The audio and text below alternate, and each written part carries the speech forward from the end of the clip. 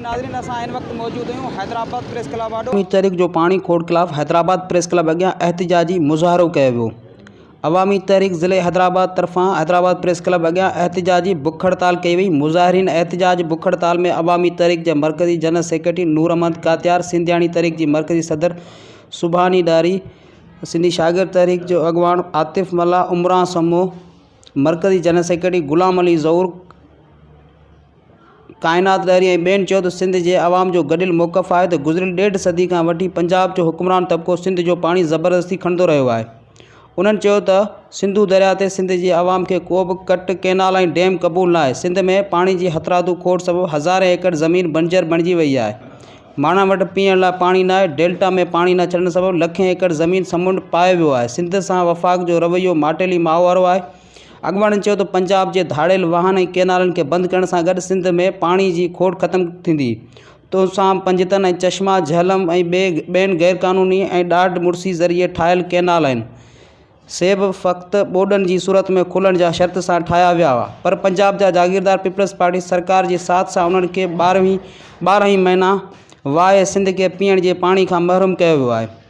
मुतालबो कयो त 1945 वारे सिंध पंजाब पाणी ठाह ते अमल करे गुज़िरियल 1.5 सदी खां सिंध जे पाणी ते लॻंदड़ धाड़ा बंदि करण ऐं नवनि डैमनि जा बयान जारी कंदड़ आबे वसीलनि जी वफ़ाक़ी वज़ीर खुर्शीद शाह खे फौरी तौर ते हटायो वञे।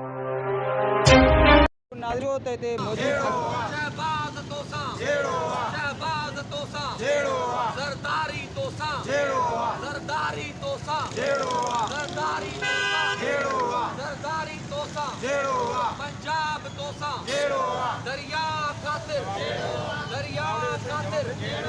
जिया पे खातिर जिया पे खातिर जिया पे खातिर जिया पे खातिर दरिया खातिर दरिया खातिर दरिया खातिर दरिया खातिर वफाक तोसा पंजाब तोसा पंजाब तोसा पंजाब तोसा। अॼु अवामी तहरीक तरफ़ां ही जेका मौजूदा सिंध में पाणी जी सूरत हाल थी आहे उन ते हैदराबाद प्रेस क्लब अॻियां एहतिजाज कयो वियो आहे। इन खां अॻु में गुज़िरियल 30 सालनि खां 40 सालनि खां तव्हां ॾिसंदा हूंदा त जॾहिं बि सिंध ते को मुश्किल वक़्तु ईंदो आहे, ख़ासि तौर ते जेका पाणी वारी जिदोजहद आहे उन में हमेशह अवामी तहरीक अॻवानी वारो किरदारु अदा कयो आहे। हाणे बि तव्हां सॼी सिंध में ॾिसंदो त जिते आबादगारनि सां एहतिजाज कनि था, जिते सिविल सोसाइटी एहतिजाज करे थी, जिते सहाफ़नि जा एहतिजाज आहिनि, जिते समाजी ॿियनि धुरियुनि जा एहतिजाज आहिनि, उन्हनि सां गॾु अवामी तहरीक मौजूदु आहे ऐं ख़ुदि अवामी तहरीक पंहिंजे प्लेटफार्म तां बि उहा पाणी वारी जेका जिदोजहद आहे उहा मुसलसल जारी रखियो अचे। अॼु उन सिलसिले में असीं जेका मौजूदा सूरत हाल ॾिसूं पिया, तव्हां जेका हुकुमराननि जे धुर जी जेका ॻाल्हि ॿोल ॾिसो था त कल्ह ऐं अॼु जेके बयान आया आहिनि, ख़ासि करे खुर्शीद शाह साहिब जो, त उन चयो आहे त जेके डैम आहिनि उहे जे डैम मौजूदु हुजनि आहे, हिकिड़ा हींअर आहिनि मौजूदु, इन खां वधीक जेके ॿिया डैम हुजनि हा त सिंध में हिन क़िस्म जो सूरत हाल पैदा न थिए हा। असीं सिंध जा माण्हू, सिंध जी सिविल सोसाइटी, सिंध जा अदीब, सिंध जा सहाफ़ी इहो सवाल करियूं था खुर्शीद शाह साहिब खां त जेके अॻे डैम मौजूदु आहिनि उन मंझां सिंध खे केतिरो पाणी ॾिनो वियो आहे। थियण त ही घुरिजे हा त जॾहिं बि पाणी जी शार्टेज थींदी आहे त डैमनि में पाणी मौजूदु हूंदो आहे, उहो वरी पाणी ॾिबो आहे, सूबनि खे ॾिबो आहे।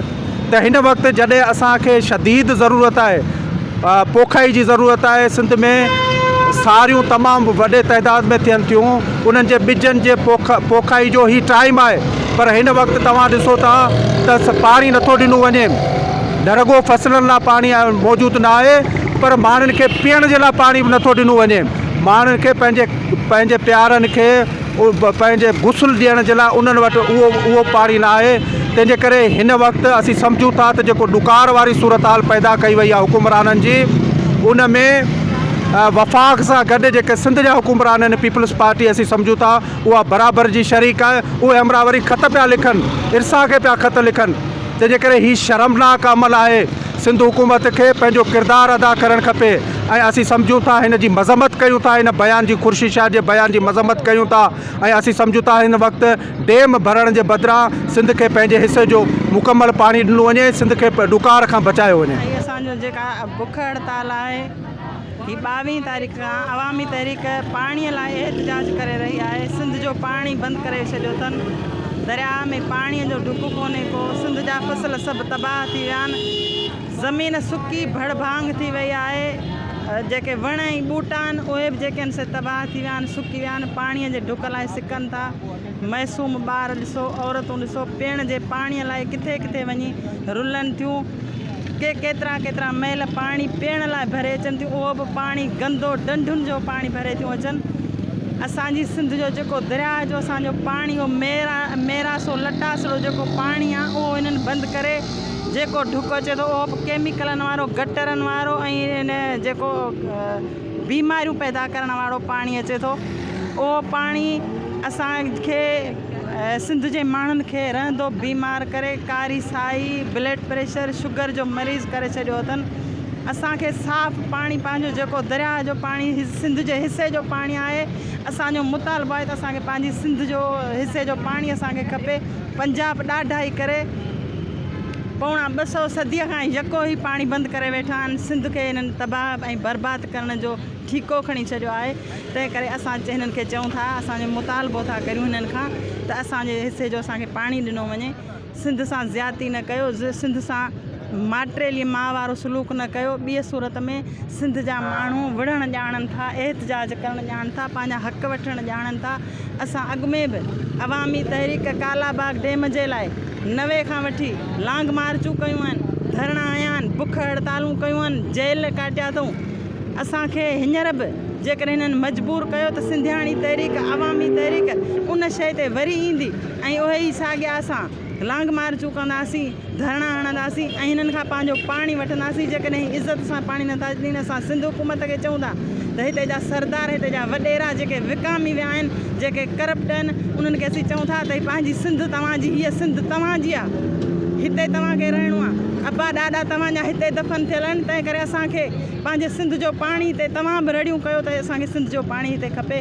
ऐं जे न त वोटनि वठण लाइ ईंदव त पोइ सिंधी माण्हुनि खे सुञाणो था ऐं तव्हांखे जूतनि जा हाणे हार पाराए ऐं पोइ मोकिलींदासीं। कोर्ट ख़िलाफ़ प्रेस क्लब हैदराबाद ॾाढो असीं बुख हड़ताल ते वेठा आहियूं। असांजो इहो मुतालबो आहे, समूरी सिंध खे ख़बर आहे त पलीअ साहिबु पंहिंजी समूरी ॼमार लिखतुनि में, तकरीरुनि में, तहरीरुनि में पाणी जे लाइ आवाज़ु उथारींदो रहियो, लांग मार्चूं कंदो रहियो ऐं एहतजाज कंदो रहियो।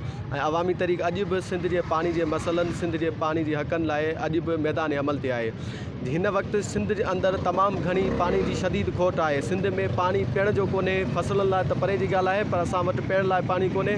पर तंहिं बावजूद बि पंजाब तरफ़ां ज़ोरी गैर क़ानूनी ऐं गैर आइनी तौर ते चश्मा जेलम लिंक कैनाल ऐं तोनसा 5 लिंक कैनाल जहिड़ा धाड़ियल वाह खोले सिंध खे वधीक सुकाइण जी साज़िश कई पई वञे। असीं मुतालबो था कयूं त फ़ौरन 10 MF पाणी कोटरी बैराज खां डाउन स्ट्रीम हेठि छॾियो वञे, जीअं सिंधु जेका डेल्टा, इंडस डेल्टा आहे, उनजो तहफ़ुज़ थी सघे। ऐं सिंधु दरिया ते को बि डैम, भाषा डैम समेत को बि डैम सिंध खे क़बूल कोन हूंदो। सिंधी आवाम उन लाइ स्ट्रगल कंदो, जिदोजहद कंदो। ऐं हिन वक़्तु फ़ौरन तौर ते तोनसा 5 लिंक कैनाल ऐं चश्मा जेलम लिंक कैनाल जहिड़ा वाह बंदि करे सिंध खे पंहिंजे हिसे जो पाणी ॾिनो वञे।